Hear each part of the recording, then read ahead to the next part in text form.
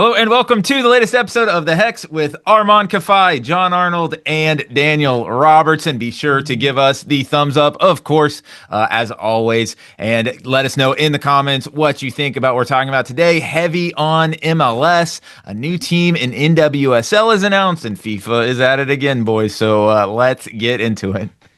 A fun weekend of MLS as the league kind of gets into a bit of a stretch run before taking a break for the World Cup. A couple of teams coming off of CONCACAF Champions Cup. Sorry, my light just fell down. And so we are going to do our winner of the weekend as we always do. I will get us kicked off this time before my light falls down again. And it is actually, guys, one that I have chosen before, and I'm going to choose again. It's going to be the Seattle Sounders. 4-1 winners over St. Louis, a hapless St. Louis City. And John's got his hands up, I know, but hear me out. Coming off of CONCACAF Champions Cup, very emotional game against Tigres. Boy, they could have advanced. They really had their opportunity. They didn't. It really would have been easy for them to not get 3 points this weekend. And what do? They put the sword to St. Louis. How do you allow Christian Roldan to score 2 goals basically on back-to-back corner kicks at the far post? 16 points from 7 games. And Armand, their next 3 games, they've got FC Dallas on Saturday, a short FC Dallas coming off a short rest, at Sporting Kansas City, then San Diego at home. I think 9 more points is looking pretty good. And the last thing I'll say first, John, how good does that grass look at Lumen Field? If for no other reason, winner of the week. There's a lot of reasons to like the Seattle win and to like their upcoming schedule. It just has an Inter Miami feel as well, where it's like, cool, but you're out of CCC, which is like what you want, right? Seattle is. We know that Seattle. I mean, they can drop points. They can do whatever. We know they're going to get hot at the right time. We know Schmetzer's going to have them ready for the playoffs. I don't think I'm not trying to minimize their weekend, but I think when you take it in context of the week, it's a disappointment. This is a team that's won CONCACAF Champions Cup before. Would love to keep rubbing it in every rival's face that they're the only one that's won it in the modern era. And oh yeah, we won it twice. So I just think that the missed opportunity against Tigres, probably not even from this past week. It was a good game. Sure. That goal kills you. But if they hadn't put themselves in the hole in El Volcán, I think then you're talking about a dream week for the Sounders. This is a little tough for me to reward them after that disappointment. Sure. They feel one player away, don't they? Like one really big impact. But haven't they felt that way? Haven't they felt that way for a bit now? Fair. Like, and I think the standard is like, sorry, Armand. Like, I think the standard is like they're one player away from winning another Champions League, which is great. Like, I mean, and Schmetzer said it for the game, Armand. Like, you know, that it was a very like, look, I get it. I've been a journalist in that situation. You're not gonna like, you know, they won the game 3-1. They barely didn't advance. You're not gonna be like, your team is bad and you're eliminated. Or you're gonna cry about it. Like, you know, like you're not gonna be aggressive. But like a lot of the questions were quite like, hey, this is still things you can take positives from. And he said, look, the Tigres is not as good as the Club World Cup teams, but like we learned from playing PSG, we learned from playing Atletico, and we'll learn from playing Tigres, Armand, to like set themselves up for better things. The thing that's interesting about Seattle is if you actually like look at like their net transfer spend, yes, they spend big like Pedro de la Vega and stuff, but a lot of their talent that they've kind of cultivated, like it isn't like that much of like a transfer spend or anything like that. It's, if anything, we're gonna make an intra-league move. They sold Manungo for a lot. Right. It's like, we're gonna make intra-league moves. They sold Obed Vargas for a fair amount. For a lot, yeah. Exactly. So it's not like they're bringing in guys though for those respective amounts. I bet you if you look at their transfer move this summer, they're gonna make a big move this summer. I feel like we said it almost every summer and they don't make a big move. Huh? I don't know, Armand. They're going to make a big move, but you got inside sources down in Seattle now? Not anymore, but maybe we will after we go there for the World Cup. We'll see. Maybe I can cultivate some of my sources. Who do you like from the weekend? Everyone came into the weekend talking about FC Cincinnati and how Evander has been a disappointment to start the year. And to be honest, he has been a disappointment to start the year. Everyone did that. I mean, all three people I know that follow MLS too. But he came in there. Look, I knew they drew. He's my winner of the week. I knew they drew Chicago 3-3, but he scored finally. And to get that monkey off your back, regardless if it even was a penalty, is super big. He had, I think, 2.25 expected goals plus expected assists, which is a lot. And yes, I know Cincinnati was chasing the game against Chicago. They were down 3-1 at home. You're going to be chasing the game, trying to score and trying to take the lead. But guys, you need that confidence. You need that boost in some capacity. And I know we talked about last week, Chicago being real or fake. And Chicago was a good team. I think we talked about that. And for Cincinnati to come in there, or not come in there, well, Cincinnati to be at home and put up that result while being down 3-1, I think is a good result in a good direction for them. Obviously, they want to win, right? You want to win the games, etc. But sometimes you need a little kick in the ass like this to build up. And I think for Evander's sake, like getting that monkey off his back, I think was super big. I watched the highlights, but I missed something that I now care about deeply. Did either of you see if Tom Barlow celebrated? I mean, that's his former team. I don't know if he did I'm so sorry, or if he...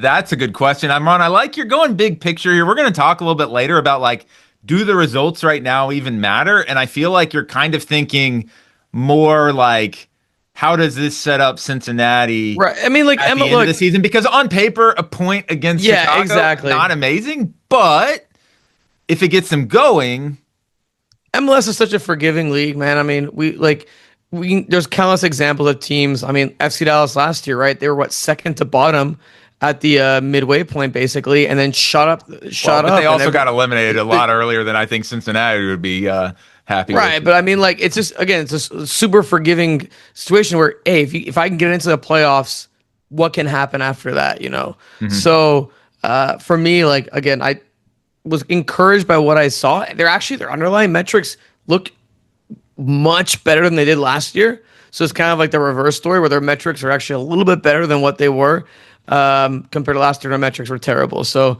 John, for me, Evander, finally getting goal and finally looking like a DP. My winner was living outside of the nation's historical capitals. Philadelphia Union, DC United 0-0. 0 shots on target from the visitors from DC. 4 shots on target that Sean Johnson was able to stop for Philadelphia Union. These are miserable teams. This was a miserable game. And if you don't live in one of those cities, you did not have to watch it. I just think that those of us with eyes that watch soccer who didn't consume this game live, who are not Tannenwalds at Subaru Park at every game, we're the real winners this weekend. So congratulations to us and anyone who lives outside of... Look, maybe you should have gone to a museum instead of watching this game. Dallas does not have the Liberty Bell that you can go to and feel proud, or the Constitutional Convention in Philly, the Lincoln Memorial, or Smithsonian Museum in DC. Go to those for the next couple weeks instead of going to your MLS stadiums. I usually encourage you to go to games, but I think the real winners are those who did not watch this game this weekend. Did you guys see the LinkedIn post that Dr. Urquhart Soku put out? Thank you for still calling him doctor. I'm trying to stay off of LinkedIn these days, so no. I mean, but did he say what a 0-0 draw taught him? No. He had the number of titles. He had a number of titles that DC had wrong. Oh no! What? They have 4, and he said they had 3. Oh no! Yeah, so ChatGPT didn't really help him out there. So what the worst thing, by the way, about all of this is? If I was a Philly fan, I could handle understanding, look, we had our cycle. We were good for a while. We won trophies like W, right? Why isn't Kevin Sullivan starting for this team? What are you doing? Like, just start him. The results aren't good without him. So what? We're trying to get results right now. Why? What are you even doing there? Why would you not start him? Is Carnell coaching for his job? I should. He's like... I can't. Oh, but I think but I think that they generally look better when Kevin Sullivan's in the game. Yes. So why wouldn't you play him? And surely, I mean, the fact that obviously he's already been sold, it's not like you're trying to up his price at this point. But at the same time, like you said, John, they're a better team with him. So avoid bottom half. You be a winner as well this weekend and avoid bottom half Eastern Conference MLS. So. Probably the biggest winner that we didn't mention because we want to give it a dedicated segment, of course, the San Jose Earthquakes. Both literally and figuratively, they were probably the biggest winner of the weekend. 4-1 win over LAFC, 0-0 at halftime, and then the Earthquakes hit the gas to win yet another game tied at the top of the Supporter Shield. And John, finish the sentence. Their win over LAFC and their start to the season is blank. Defendable? I think for most of the season so far, which is young, it's been like, oh, that's weird. San Jose is really not conceding any goals. Oh, that's weird. They conceded one goal and lost to the Sounders. But other than that, they've basically not let any important goals in. And then you say, well, they're playing LAFC. They're going to concede this weekend. And it's okay if you concede against LAFC if you score more than them, which it looks like they're able to. But you think that the game plan is try and keep them off the board. But like they got Bouanga, they've got Son, they've got Martinez. We know the attack that LAFC has. You're going to concede. And they did. But it didn't matter. It wasn't even close to mattering. Yeah. It was nothing. It was an own goal late when they were already had the game well in hand. So the fact that they're able to go into LA's building and not have any defensive breakdowns for this defense that we, do we know the pieces? Kind of. Right. But that's part of the reason we don't. I mean, Daniel, the goalkeeper, not you, Daniel. Like Daniel, the goalkeeper, we thought wasn't very good. Yeah. We think he's iffy. And now all of a sudden, these guys in front of him seem to be protecting him. Reed Roberts, Daniel Mooney, and it's just like, I don't know what's going on, but they're not conceding. I mean, how many goals have they conceded? 3 or 4 goals? 3 goals through 8 games? Well, and the other I'd thing say their win is defensible. So I said a validation, which is kind of basically the same thing. And remember also, not only are they not conceding goals, before this game, LAFC had conceded 2 goals in the season, and they put 4 past them in 45 minutes. And guys, it was WrestleMania weekend, and one of the best WrestleMania angles of the last few years was The Rock as the final boss. He was the guy that you have to get past if you're Cody Rhodes and you want to win the championship. To me, playing at LAFC is kind of the final boss in MLS in a lot of ways. That is the validation. That is the gatekeeper. You can win a lot of games out there that maybe could be smoke and mirrors. 3-goal wins at LAFC don't come as smoke and mirrors, Armand. So I'm saying it's validation. And by the way, Nico Shakiris, who is playing as well as any young 10 in the league right now, they made a brilliant move. They signed him to a new contract through 2030 this offseason. Boy, that's looking like one of the best offseason moves so far this year to get him locked up for 5 years, Armand, and his price is only going up. For me, it's a statement. It's so when they beat Vancouver 1-0, this was in Vancouver because Vancouver's basically played every game at home. I was like, it's a great result. They look good, but like I'm not necessarily sold on it. Like, is this can you continue this? Is this sustainable, etc.? I mean, then you go through with the rest of the results. Okay, they beat San Diego 3-0. They go through and it looks terrible. Yeah, but I mean, still, it's pretty good. No, good I know, result. but I'm saying like still you can kind of poke a hole in. Yeah, it, exactly. Yeah. But then you go and you play LAFC and you beat them 4-1. It's a statement. And it's Bruce Arena. I thought you were going to go through Bruce Arena as like the like the final boss of MLS because he's the Paul Heyman of MLS, maybe, John. You like that? Yeah, he has the voice. Yeah. This guy, everywhere he's gone, he's turned teams that have been like, well, I don't know if Galaxy were bad to begin with, but turn them into winners, right? Look at the Revolution. They were when he took over. They were when he took over, yeah. When he was at the Revolution, I think before he got mysteriously, for whatever thing that happened, like they were, people forget, didn't they win the Supporters Shield that year? Like they were incredible. They either won it or they were a contender. Not the year that he got fired. I think the year before. The year before, exactly. With Carlos Heel like pulling the strings and helped bring in Gustavo Bo and all these guys. Like Bruce Arena knows how to set up teams to win, and the fact that he has, it still baffles me that he has guys like Bo LaRue starting and looking absolutely excellent in the midfield as well. A guy that no one he's not like the remotely. That's what Bruce does. That's what exactly. Bruce does. He picks up these guys and puts them there. Buddha had 2 goals. Werner scored, and like as we kind of talked about, like Werner hasn't been going, and now you get a guy like him. His goal I thought was pretty good. They look good. Like this is a win for me where I'm like, okay, I'm taking you a lot more seriously than I have or last, because also like I don't want to spoil our next topic, but their schedule has also been balanced as well too. They're not benefiting from a front-loaded schedule or anything like that. They've been splitting them pretty evenly. The one thing I think all of what we said is true. The one thing I'd still say, hey, maybe we shouldn't overreact to one result as a confirmation that this is a team that's legit or whatever we're saying, is that I do think it's difficult to come off the CONCACAF Champions Cup midweek. LAFC traveled midweek and they didn't really rotate at all. I But think they a played lot on of those Tuesday. guys. Tuesday I to think a lot of Sunday. those guys have a lot of miles on their legs. That's true. They did get the Sunday game, but if you look, I mean, like the Sounders, to your credit, Daniel, of the being a winner, they won. America won against another team that was in Nashville CCC. won. Cruz Azul won against the bad team. Nashville, yeah. Won, and that's it. You know, Galaxy drew. Tigres drew with a weird late goal. So a lot of these, you know, it's tough. It's tough to compete on both fronts. The Earthquakes were able to simply rest and prepare for this one game. I'm excited to see this game again. I think the return is in they moved the game to a bigger stadium most of the time that LAFC is in town. I think they're doing that again this year for some. Stanford Stadium, and San Jose hosts Austin on Wednesday. So we'll see what they can do there.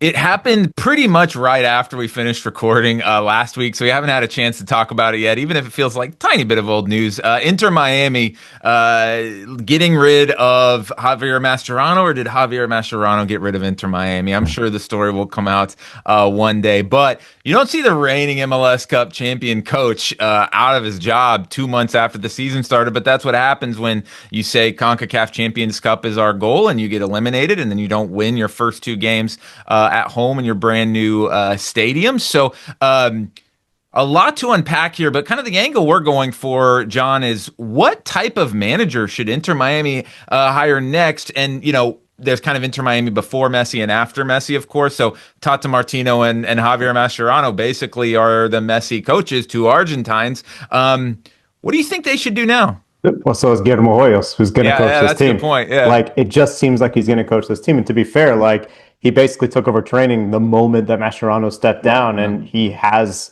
like, he won a title or titles in Chile. He's won in Bolivia. Like, this is not some joker off the street, even though he comes from the Inter Miami front office.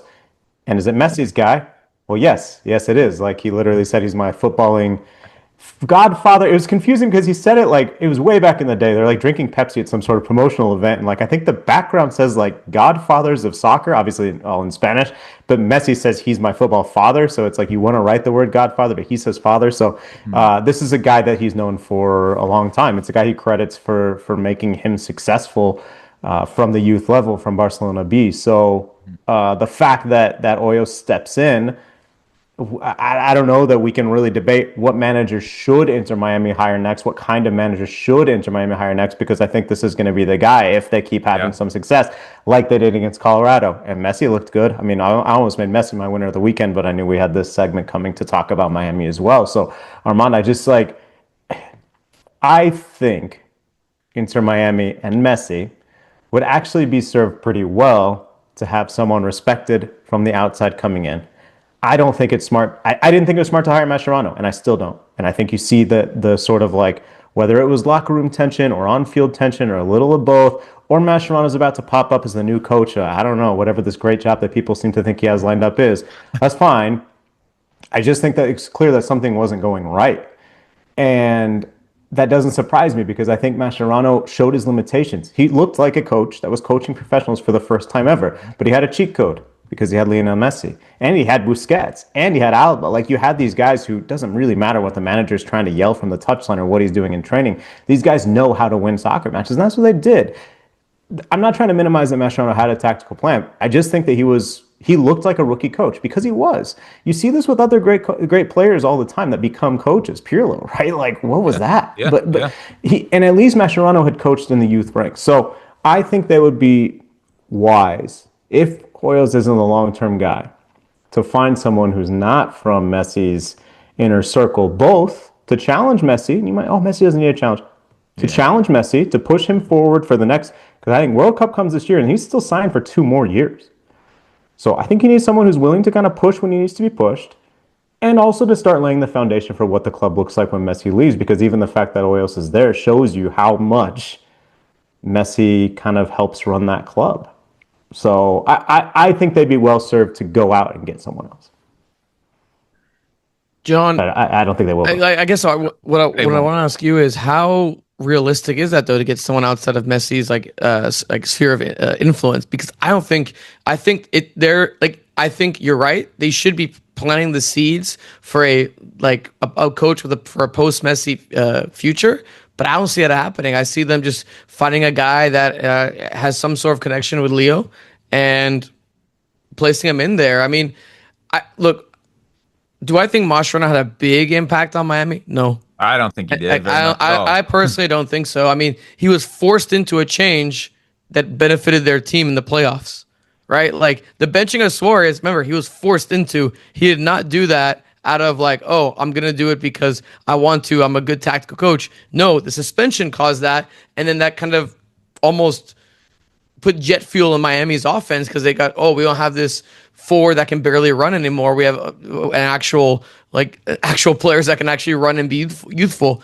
I would hope that it would be someone for their future, but I mean, for me, I just totally expect. It could be Hoyo staying there, John. I think it could be him staying throughout the entire process at least.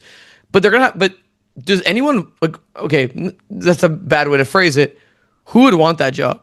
Like, I mean, I think there would be people lining up to coach if you want to talk about which MLS job is unattractive, talk about Montreal. Right, but like what? Montreal fans wondering why they're catching strays in this segment, by the way. Why you say me for? Yeah. If they could play the Red Bulls every week. But like what? Like you're not gonna are you gonna get an established guy that like? I think you'd have no problem getting an established guy. Tata Martino. Yeah, Tata Martino and I think we have no problem with it, but I think that we saw that ended up.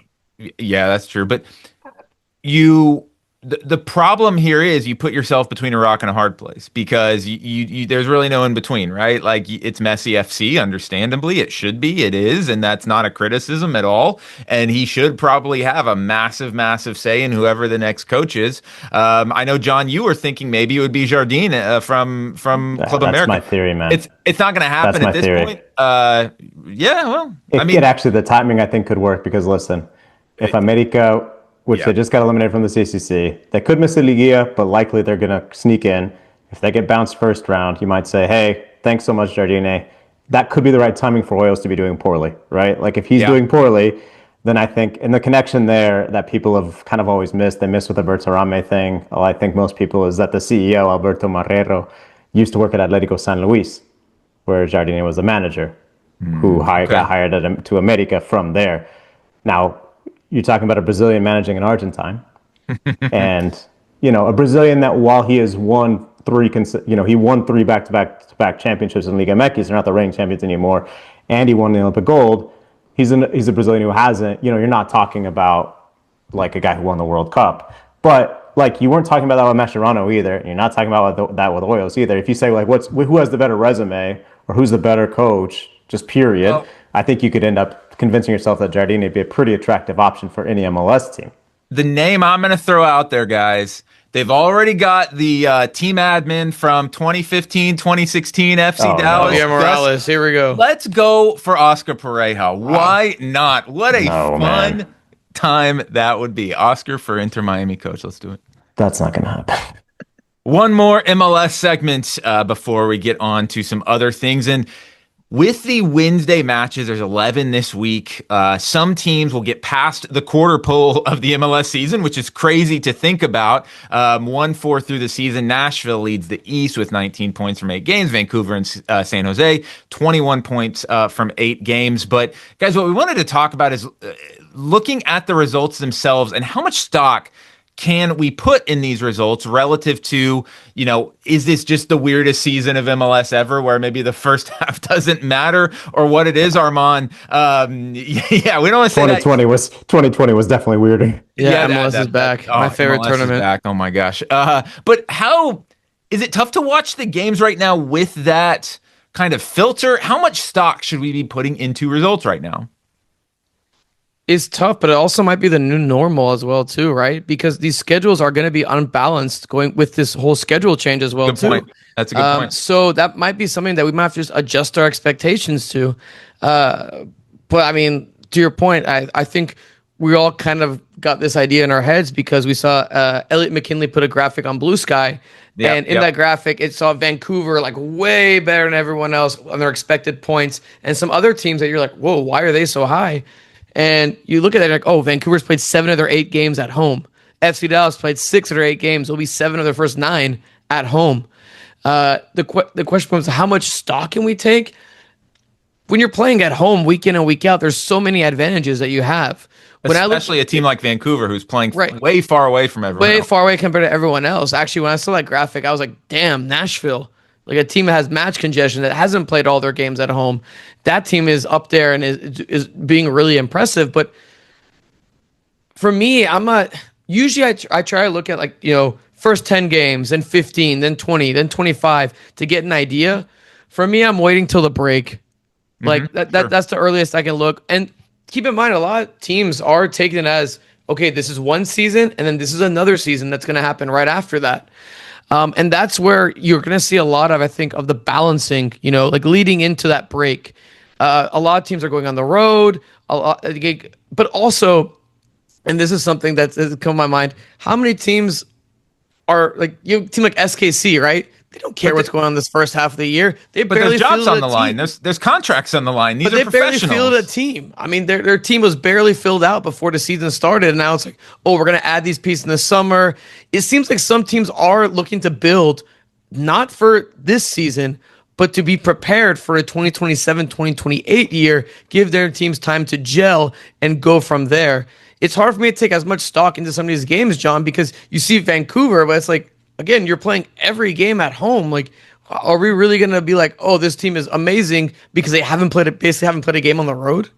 Yeah, I mean, I think that there's like, it also speaks to teams' ambitions because we're saying like, hey, who punted on the first half of the year and says, oh, well, we're going to bring in Antoine Griezmann or we're going to try and get Lewandowski. Not that the Fire have really punted. I think they've actually been pushing. But, I think you do see some of that ambition come into play where it's like, who's really going for it. Mm-hmm. And I think you just have to take stock and like look at it for what it is, right? Look, FC Dallas, they dropped more points at home this weekend, and they're not going to have a lot of those games because of the schedule, because of the stadium construction. They've had 6 matches at home already, which is just one less than Vancouver, but like Vancouver has 18 points from their home matches and Dallas has 10. So, I think like you have to sort of, kind of grade on a curve, and it does get you into weird places where you're saying like, oh, you think Dallas is worse than this team that's way behind them in the standings? And it's like, yeah, maybe or probably, like that. But that's also sports, right? That's how we can view it through whatever lens we want to, and then we'll see on the field who's better.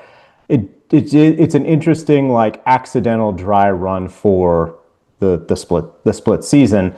And I think like as MLS prepares for that change, as NWSL reportedly prepares to vote on that change, it's really interesting to see like for a long time in Latin America, there's been a debate of like, should we go to a European schedule instead of the Apertura Clausura? And now in North America, in the US specifically, I'm like, well, should you just go Apertura Clausura? Because then you kind of have like, the schedules are too unbalanced to make it work, but like you could have a first half of the year champion even this year.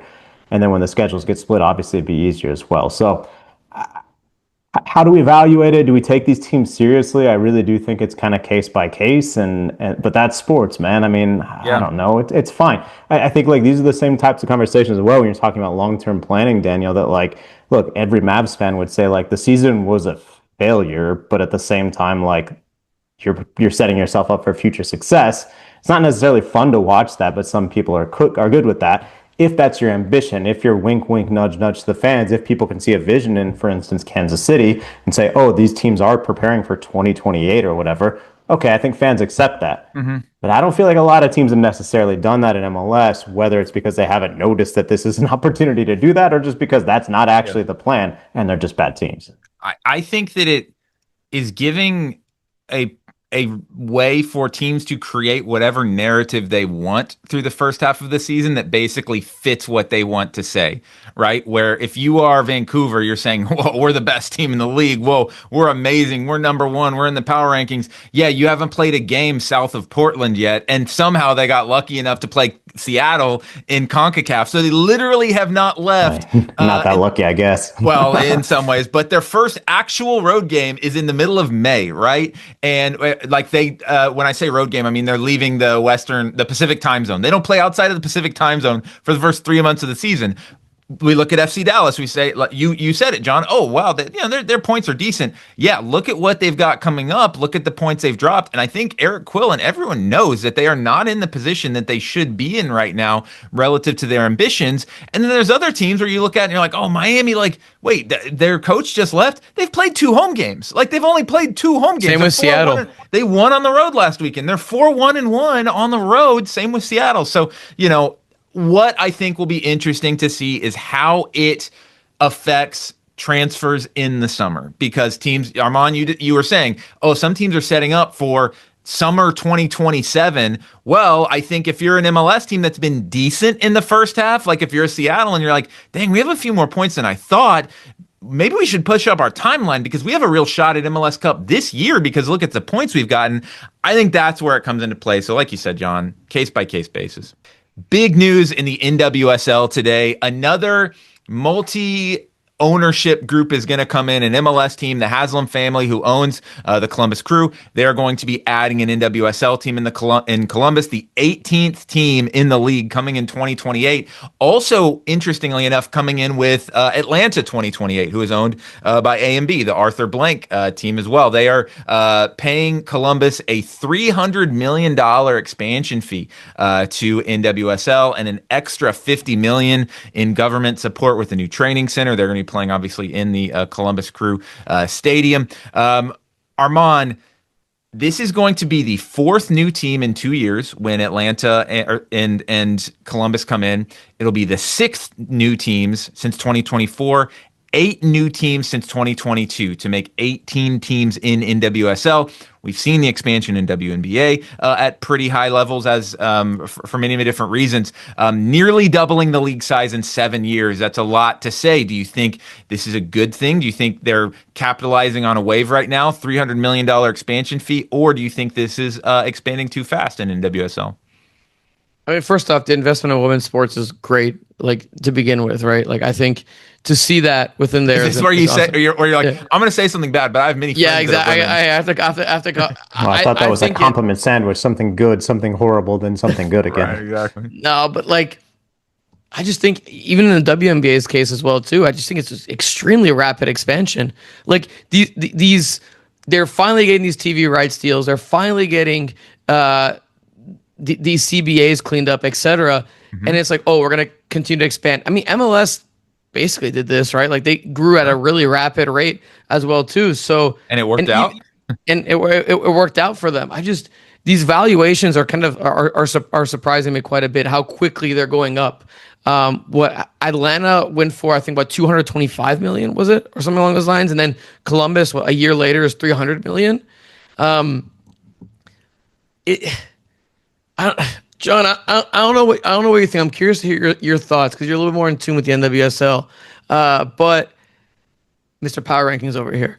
But to me, it just seems way too fast. It seems way too fast. I think Mike McGrew put out on Blue Sky, Columbus's NWSL expansion fee pays for every NWSL player's salary every year since the beginning of NWSL. And if you're going to have a product that we all agree comes, the joy of the product doesn't come from the owner, it comes from watching what Trinity Rodman does on the field, or whoever is your favorite player, or just a player you like watching.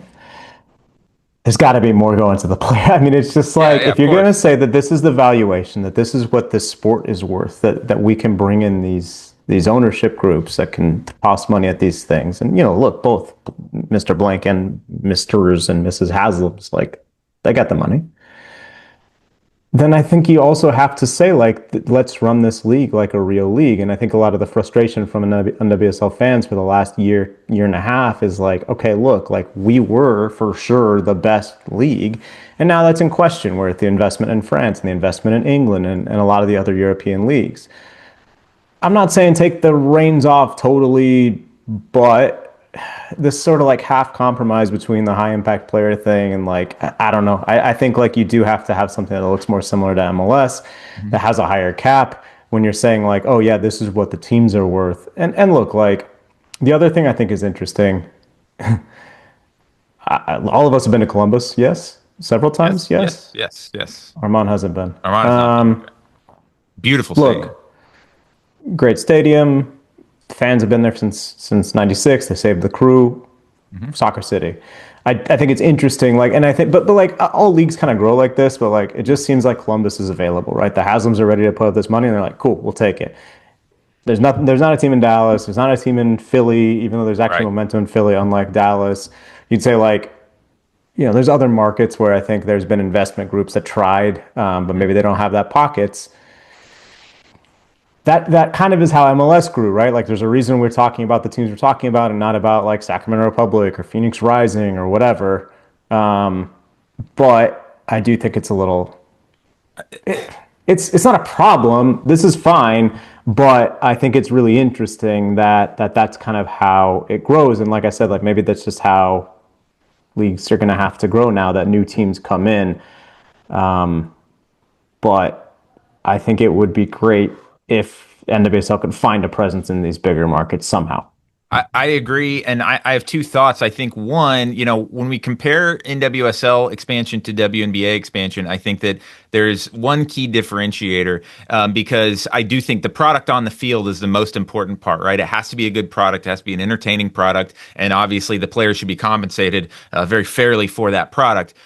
The WNBA has a much you can't really go to other leagues and pick off their players like NWSL can. And I think NWSL, as you are expanding, we have seen Champions League teams in Europe just nearly as talented as NWSL at this point. And Liga MX teams are rapidly growing in their talent levels. And you can find these players and you could put together fantastic products on the field. So I can completely understand why NWSL teams would want to say, hey, this, and the league would say, this isn't going to hurt our product on the field. Why would we not take $300 million? Right, your talent pool won't dilute. Right, exactly. Right. Much easier and quicker way of saying it. The talent pool will not get diluted like WNBA. I think we are going to see is getting diluted very rapidly and very fast, and it's going to hurt them. And if you are NWSL, you get $300 million from an NFL owner, let's go. Like, we want to take that.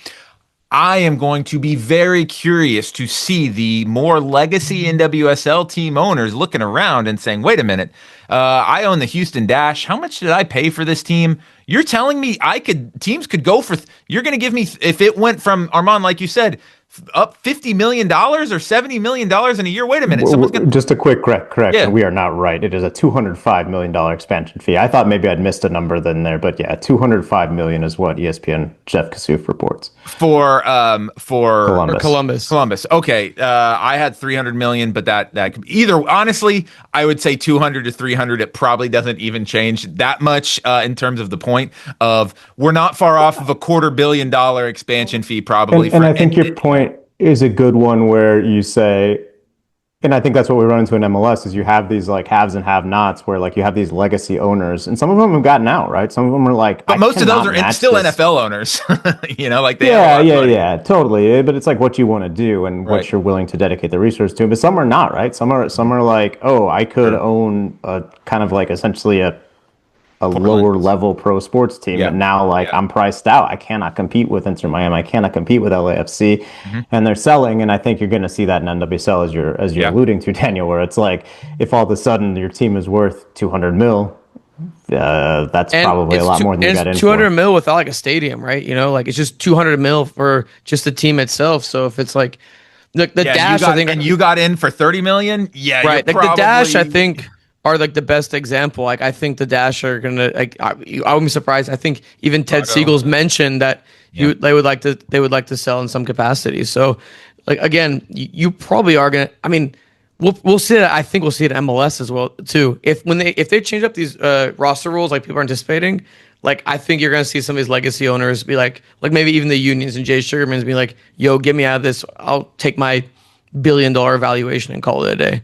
Another week and another controversy with FIFA around the World Cup. Last week it was ticketing. This week the topic du jour has been getting to the stadiums, which in some cities it will be relatively easy. Probably not in our city of Dallas/Arlington. Another city where it is not so easy, even though these cities boast much better public transportation in general, is Boston and New York, where Gillette Stadium out in Foxborough, way outside of town, and MetLife Stadium in East Rutherford, New Jersey, which is served by public transit, but I guess they're going to shut it down for this one for some reason. And the issue here, guys, that they seem to be gouging the fans again with $100 plus price tags for a bus that is normally $20 or $30 or jacking up the price. John, do you think who deserves the blame more here? Should this be more city related or more FIFA related? I think it's the transit agencies. I think it's, in New Jersey, it looks like it's new NJ Transit, our new least favorite transit agency. No, look, like we've given FIFA the stick when they've deserved the stick, but like in their host city agreements before 2023, it required that free transportation be provided, and then they changed it to at cost, which is essentially saying don't jack up the price. Mm-hmm. What I don't get is like, you have Giants and Jets games there. You have concerts there. Why is the World Cup? Is it because if you jacked up the price for those games, everyone would be mad that's like actually your neighbor, but you just think the World Cup is going to be people from abroad, so you don't care that they hate your agency? Like, I don't, and what's it doing as well for 2031, the Women's World Cup, which is already, there's, I think overall, like the big picture of this is there is tension between FIFA and the host cities, and then the host cities and the local groups that they're working with. And I get it. We saw in Foxborough, like they're like, well, why don't we get money for this? Why don't we get money for this? And like someone does have to pick up the bill. But everyone knows that like there's enough interest, there's enough sponsorship dollars, there's enough money being made, there's enough to go around. It's just about everyone trying to get their piece of the pie, and that's where this is. So where's the blame fall on this one? I think it's on the transit agencies themselves, and then it goes to the host cities who didn't cut the right deal with those transit agencies, didn't communicate effectively. This is, in some ways, although I'm pro-government, pro-transit, in some ways this is government and transit policy in action, right? And Arlington is sitting here like, can't get mad at the transit agency if there's not a transit agency. Arlington actually has a plan, which is like I think is even funnier that they have. Like, they're trying, man. They're trying better. Well, and that's where I think too, we are seeing cities, and this goes beyond the transit side of things, but none of us really, none of us are ones to give FIFA a pass, like you said, John, when they maybe don't deserve it. But you look at Kansas City and how they have these concerts with these big acts that are super exciting. And I think Dallas is doing a really good job with the Fan Fest. And Armand, like you said, there seems to be a really, we'll see how it works on game day, but there seems to be a really coherent, cogent plan with how they are planning to move people. So in this situation, I think it's fair to just take a look at the cities, right? I mean, look at what's going on in Atlanta. The fare is $250. It's locking at $250. Philadelphia, your return ride's free from the match. Like there's other cities that are. I think Kansas City. Correct me if I'm wrong, but they have a plan as well too, where I think it's $50 for the entire World Cup.